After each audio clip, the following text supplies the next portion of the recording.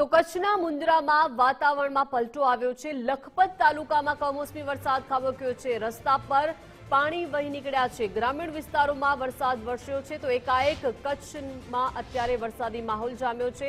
મોડી રાત્રે લખપત તાલુકામાં કમોસમી વરસાદ ખાબક્યો, ત્યારબાદ હવે વહેલી સવારથી જ મુન્દ્રામાં પણ વાતાવરણમાં પલટો આવ્યો છે અને વહેલી સવારથી જ રસ્તા પર પાણી વહી રહ્યા છે। વધુ માહિતી સાથે સંવાદદાતા કૌશિક છાયા જોડાઈ ગયા છે। કૌશિક, કચ્છમાં વરસાદી વાતાવરણ જોવા મળી રહ્યું છે। મોડી રાત્રિ વરસાદી માહોલ છે, વહેલી સવારે મુન્દ્રામાં લખપતમાં વરસાદી માહોલ જામ્યો। જી ચોક્કસથી સમગ્ર કચ્છ જિલ્લામાં માવઠારૂપી વરસાદ વરસી રહ્યો છે। પશ્ચિમ કચ્છ બાદ પૂર્વ કચ્છમાં પણ કમોસમી માવઠું વરસી રહ્યું છે। પૂર્વ કચ્છના ગાંધીધામ, અંજાર સહિત ગ્રામ્ય વિસ્તારોમાં વરસાદ વરસી રહ્યો છે।